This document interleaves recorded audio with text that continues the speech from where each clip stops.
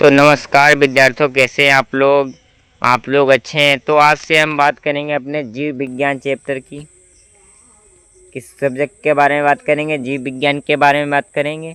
ये हमारा बायोलॉजी कक्षा 11 का पहला पाठ है, जिसका नाम है जीव जगत, जिसको हम इंग्लिश में कहते हैं द लिविंग वर्ल्ड। तो हर एक विद्यार्थी को इस लेसन को बहुत डीपली पढ़ना है और आपके कक्षा 11 और 12 के लिए वेरी इंपॉर्टेंट चैप्टर है। इसी से ज़्यादातर आपके 12th में क्वेश्चन बनते हैं। ठीक है, तो इस चैप्टर को सबको बहुत ही इम्पोर्टेंट है और बहुत ही डीपली पढ़ना है और इस क्लास को मिस नहीं करनी है। ज़्यादा बड़ी क्लास नहीं है, बहुत छोटी क्लास है, तो सबको इस क्लास को लास्ट तक देखना है। कोई भी बच्चा इस क्लास को एंड नहीं करेगा। इस वीडियो में हम ऐसे ऐसे टॉपिक बताएंगे ताकि अब आप स्कूल में क्लास में जब आपसे कोई टीचर इस लेसन के बारे में पूछे तो आप तुरंत खड़े होकर बताए जी सर ये होगा। आपका हाथ वहाँ पर पहला उठना चाहिए। तो अब हम शुरू करते हैं। तो आज से हम कक्षा जीव विज्ञान जगत पढ़ना शुरू करेंगे। यह अध्याय पूरे बायोलॉजी का आधार है। यदि अध्याय अच्छे से समझ में आ गए तो आगे के सभी अध्याय पढ़ना आसान हो जाएगा। अगर आपको पहला लेसन में थोड़ा इंटरेस्ट आया तो आपको बायोलॉजी अच्छी लगेगी। आपको सारे चैप्टर बहुत ही आसान लगने लगेंगे। बायोलॉजी जब किसी भी बच्चे का फेवरेट सब्जेक्ट में मन लगने लगता है, किसी एक सब्जेक्ट में एक चैप्टर पढ़ने में मन आया तो समझ लो वो उसका सब्जेक्ट फेवरेट हो जाएगा और उसको पढ़ने में उसमें अच्छा मन लगेगा। तो अब हम शुरू करते हैं, आगे देखते हैं। अब देखेंगे हम कि जीव हैं क्या। क्या देखेंगे बेटा कि जीव हैं क्या? कोई बच्चा बताएगा कि जीव क्या है? कौन बताएगा जीव क्या है? बेटा बताइए, जीव क्या है बताइए। जो जीव जन्म लेते हैं, बढ़ते हैं, भोजन ग्रहण करते हैं, श्वसन करते हैं, प्रजनन करते हैं और अंत में मृत्यु को प्राप्त हो जाते हैं, उन्हें हम क्या कहते हैं? उन्हें हम बेटा क्या कहते हैं बताइए? उन्हें हम क्या कहते हैं? उन्हें जीव कहते हैं। उदाहरण क्या है? उदाहरण क्या है बताइए? बताइए सभी लोग, उदाहरण इसमें क्या होगा? मृत्यु को प्राप्त होते हैं हम क्या कहते हैं? जीव कहते हैं। उदाहरण जैसे मनुष्य हो गया, मनुष्य, गाय, कुत्ता, पौधे, पक्षी, मछली, बैक्टीरिया, ये सारे क्या हैं? हमारे जीव हैं। अब जीवों की मुख्य शाखाएं, विशेषताएं के बारे में बात करेंगे। पहली मुख्य विशेषता क्या? उनमें वृद्धि होती है। सभी जीवों में क्या होती है? वृद्धि होती है। उदाहरण जैसे छोटा पौधा बड़ा वृक्ष बन जाता है। क्या हो जाता है बेटा? छोटा पौधा बड़ा वृक्ष बन जाता है। शिशु बड़ा होकर वयस्क बन जाता है।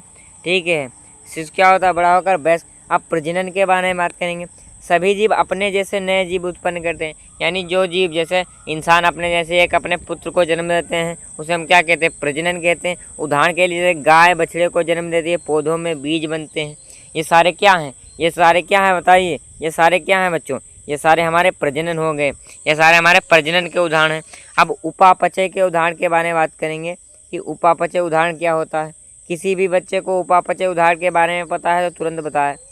जिस भी बच्चे को उपापचय के बारे में पता है बताए। जीवों के शरीर में होने वाली सभी रासायनिक क्रियाओं को हम क्या कहते हैं?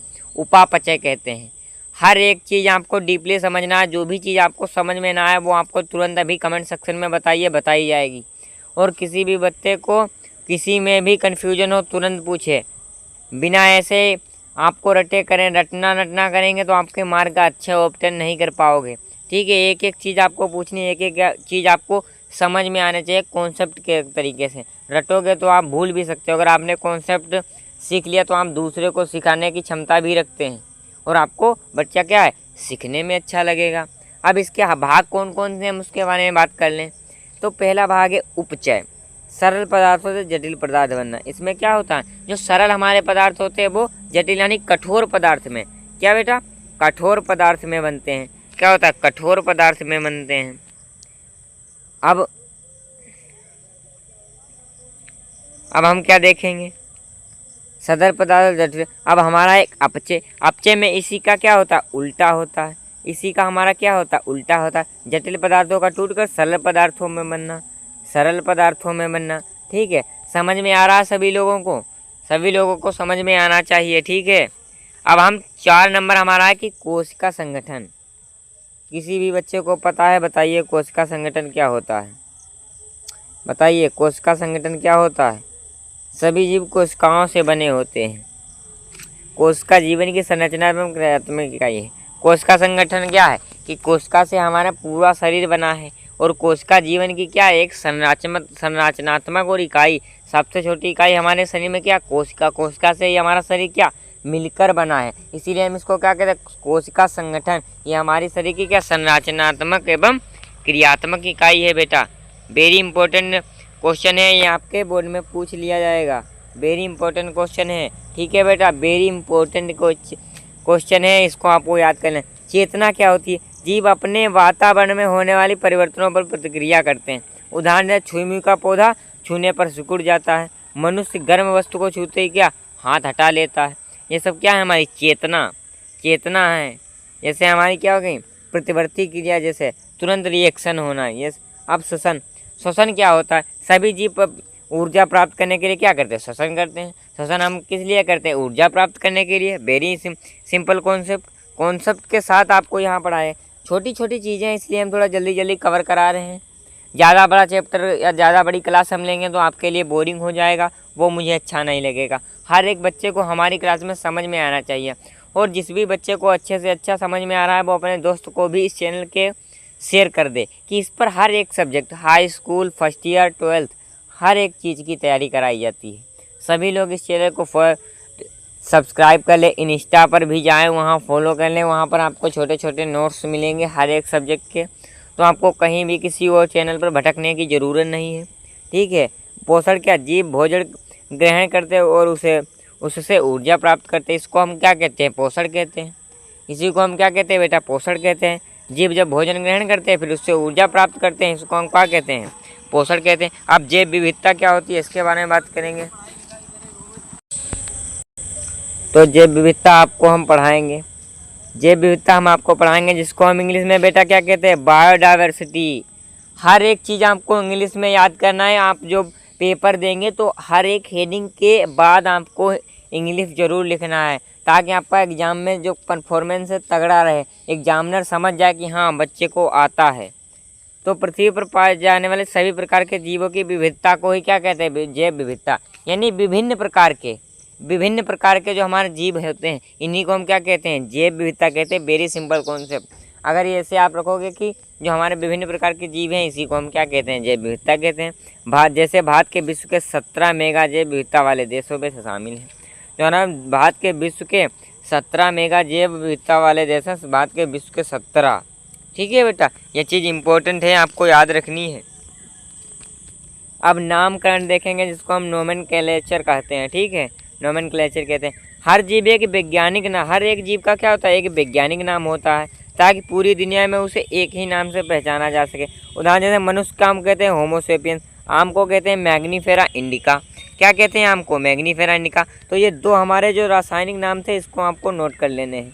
ये आपके हाई स्कूल के लिए, तो फर्स्ट ईयर के लिए इम्पोर्टेंट है, टीचर भी आपसे पूछ सकते हैं पढ़ाते समय। ठीक है, तो आपको इसको या नाम लिख लेना है। तो द्विपद नामकरण, बायोनोमियल नोमेनक्लेचर क्या है बताइए। प्रत्येक जीव का वैज्ञानिक नाम 2 शब्दों से मिलकर बनता है, जैसे वंश और फिर जात।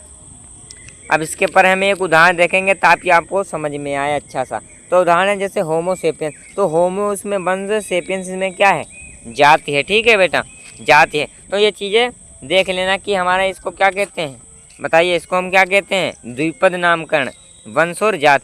अब वैज्ञानिक नाम लिखने के नियम क्या क्या होते हैं, वैज्ञानिक नाम के नियम क्या होता है। वैज्ञानिक नाम 2 शब्दों का होता है। पहला शब्द वंश का पहला अक्षर बड़ा वन लिखा जाता है, दूसरा शब्द छोटे अक्षरों में लिखा जाता है। छापे में नाम लिखा जाता है, छाये में नाम लिखा जाता है। ठीक है, प्रिंट में नाम लिखा, जिसको हम आइटैलिक कहते हैं, थोड़ा सा तिरछा हो जाता है। हाथ से लिखते समय दोनों शब्दों के नीचे अलग अलग रेखा खींची जाती है। ठीक है, ये हमारे क्या वैज्ञानिक नाम लिखने के कुछ नियम हैं। ठीक है, अब हमारा क्या है, वर्गीकी, जिसको हम टैक्सोनॉमी कहते हैं। वर्गीकी जैसे जीवों की पहचान, नामकरण, वर्गीकरण के विज्ञान को हम क्या कहते हैं, वर्गीकी कहते हैं, जिसको टैक्सोनॉमी कहते हैं। जीवों की पहचान, नामकरण एवं वर्गीकरण के विज्ञान को क्या कहते हैं, वर्गीकी। जीवों के नाम वर्गीकरण विज्ञान के वर्गीकी कहते हैं। वर्गीकरण क्या है, वर्गीकरण के बारे में देखेंगे कि वर्गीकरण बेटा क्या होता है। समान गुणों वाले जीवों को समूह में बांटने की प्रक्रिया को वर्गीकरण कहते हैं। यानी समान समूहों वाले जीवों को बांटने की प्रक्रिया, समान समूह के जीवों को बांटने की प्रक्रिया को हम क्या कहते हैं, वर्गीकरण कहते हैं। अब वर्गीकरण का महत्व, यानी ये इतना इसका समूहों में बांटना ही क्यों चाहते हैं? क्योंकि जीवों की पहचान आसान होती है, जीवों का अध्ययन सरल हो जाता है, समानता में विभिन्नताओं को समझना आसान हो जाता है। ठीक है बेटा। अब बोर्ड परीक्षा के कुछ महत्वपूर्ण प्रश्न जो आ सकते हैं, आपको ना मालूम हो इसलिए हम पहले ही बता दे रहे हैं। जीव की 4 विशेषताएं लिखिए। उपापचय क्या है, जैव विविधता क्या है, द्विपद नामकरण क्या है जिसमें वंश और जात की बात की जाती है, वैज्ञानिक नाम लिखने के नियम लिखिए, वर्गीकीय एवं वर्गीकरण में अंतर लिखिए। ठीक है, ये मैंने अभी बताई है। अब कुछ महत्वपूर्ण MCQ हैं, जैसे जीव की संरचनात्मक क्रियात्मक इकाई कौन सी है, ये मैंने शुरुआत में ही बताई है तो आपको पता भी होगा। तो इसके हमारे क्या बी ऑप्शन है कि कोशिका है हमारी संरचनात्मक एकात्मक इकाई, क्या संरचनात्मक एकात्मक इकाई है बेटा। ठीक है, एकात्मक इकाई है हमारी। अब हमारी इसमें एकात्मक इकाई है। ठीक है, अब हम नीचे कहाँ पर थे वहाँ चलेंगे MCQ के बारे में। तो हमारा बी ऑप्शन क्या हुआ, बिल्कुल करेक्ट। वो थोड़ा बेटा कुछ सुधार रहे थे वो, इसीलिए आपका कुछ कट हो गया, मिस्टेक हो गया, वरना मिस्टेक कुछ नहीं होती। ठीक है, अब ये हमारा अगला MCQ है बेटा, मनुष्य का वैज्ञानिक नाम क्या है? तो मनुष्य का वैज्ञानिक नाम क्या है? होमो सेपियंस। अभी ऊपर बताया है, अभी ऊपर बताया तो बच्चों को पता होगा। इसमें होमो क्या है, वंश है, सेपियंस क्या है, जाति है, सेपियंस हमारी क्या है, जाति है। तो ये चीज़ें हर एक बच्चे को याद होनी चाहिए। तीसरा क्या है, वैज्ञानिक नाम कितने शब्दों का होता है? 2 शब्दों का होता है, सारे बच्चों को पता है। एक वंश होता है, एक दूसरी क्या होती है, जाति होती है, जाति होती है दूसरी। ये चीज़ें छोटी छोटी चीज़ें हैं, ये आपको याद रखनी है बेटा। आप कुछ होमवर्क आपको दे रहे हैं कि जीव की सभी विशेषताएं याद कीजिए कि जीव की कितनी विशेषताएं हैं, द्विपद नामकरण के नियम याद करिए, मनुष्य, आम, गेहूं और बाघ के वैज्ञानिक नाम खोज कर अपने। ठीक है, अगले भाग पार्ट 2 में हम क्या पढ़ेंगे उसको भी बता देंगे आपको इसी वीडियो में। तो अगले भाग में पढ़ेंगे कि टैक्सोनॉमिक श्रेणियाँ क्या होती हैं। ठीक है, kingdom, phylum, class, order, family, genus, species, इसके बारे में बात करेंगे। वर्गीकरण की इकाइयाँ, वर्गीकी की शाखाएं, केरोलस लिनियस का योगदान, NCERT आधारित सभी प्रश्न, बोर्ड परीक्षा के संभावित प्रश्न, इन सभी के बारे में हम अगली पार्ट 2 वीडियो में बात करेंगे। तो अगली वीडियो के लिए इंतज़ार करना, और इस वीडियो के लिए थैंक यू। मिलते हैं अगली वीडियो में।